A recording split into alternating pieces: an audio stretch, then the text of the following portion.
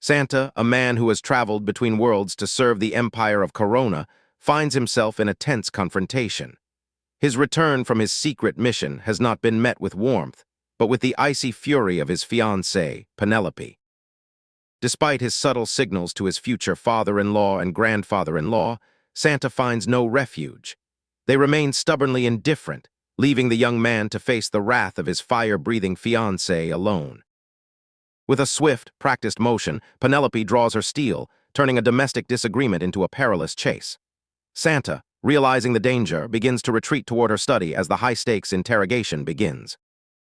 Inside the sanctuary of her study, Santa faces the interrogation. He reveals the truth about his secret mission, a necessary, albeit unauthorized, operation for the safety of Corona which he managed while evading detection. The mood shifts from domestic to political, as Santa reports the treachery of the city lords. Carmelo, the king, is blindsided by the revelation that underground camps were operating right under their noses for 8 long years. Santa pivots the conversation to the wonders of Baymard.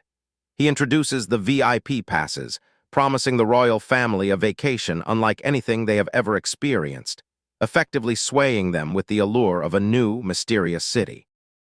In the distant Riverdale city, the ambitious martyr learns of mysterious knights moving through the woods toward Baymard.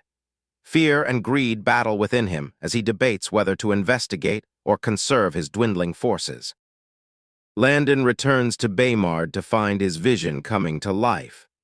The harbor, transformed into a sprawling, efficient, octopus-shaped hub of commerce, stands as a testament to his engineering prowess and the hard work of his people. Landon convenes an emergency meeting of his core leadership team.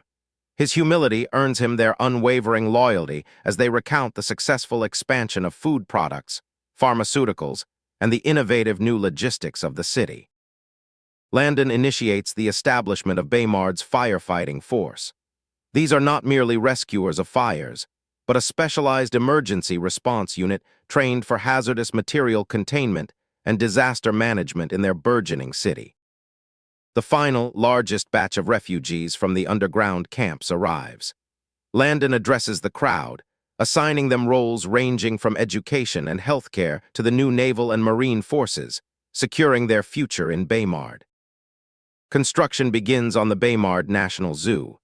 Tim, overflowing with excitement, helps oversee a project that will house dozens of ferocious, exotic species in environments designed for both visitor safety and animal welfare.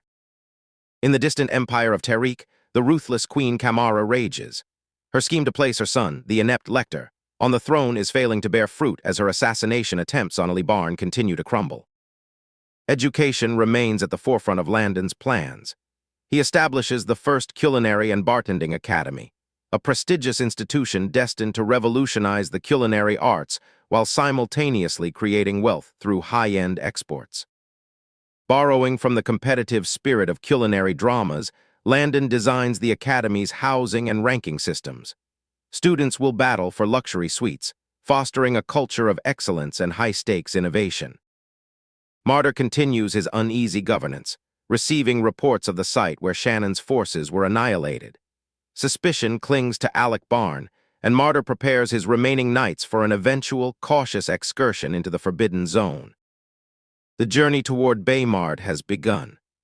A fleet carrying the Caronan royal family and Santa's extended clan traverses the ocean, filled with skeptical passengers unaware of the technological wonders waiting for them on the horizon.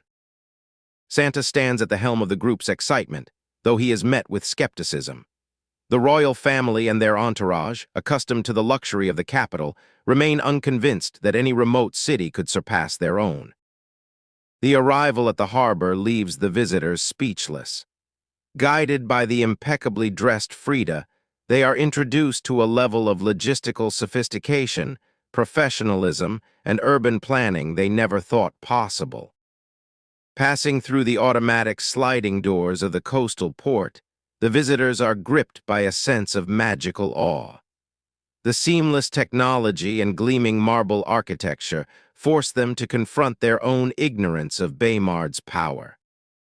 The VIP treatment secures the group's loyalty before they even meet the king. Between the luxury lounge access and the modern amenities, the skeptics are rapidly transformed into awestruck converts of Baymard's superiority. Transportation in Baymard is unlike anything they have ever seen. They board a bus, marveling at the soft seating and the sophisticated radio systems that amplify the guide's voice, further deepening their sense of being in a new world. The moment of truth arrives at the palace. As Landon and his family descend the staircase, the visitors perceive them not as mere men, but as gods, their presence commanding and their poise beyond anything in their experience.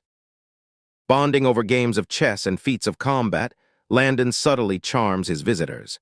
He doesn't just want to impress them. He wants to demonstrate the strength and lifestyle that Baymard promises for their shared future. In the shadow of a rain-drizzled night, James Barn initiates a desperate, murderous plot. Believing he is about to assassinate Barn, he leads his force into what he thinks is a death trap, completely blind to the reality of the situation. James's assault collapses instantly when he confronts the wrong brother. Instead of he faces Connor Barn. Confusion gives way to the chilling realization that both brothers have been manipulated by the same assassin. The elusive Mr. Death reveals himself to the brothers, his cool demeanor and taunting words stripping away their remaining composure. He declares that they have both been pawns in his elaborate, lethal game. Trapped and outmaneuvered, the brothers face a grim future. Mr. Death holds all the cards, offering them a chance at survival if they choose to play his twisted game for the next 10 days. The game has begun.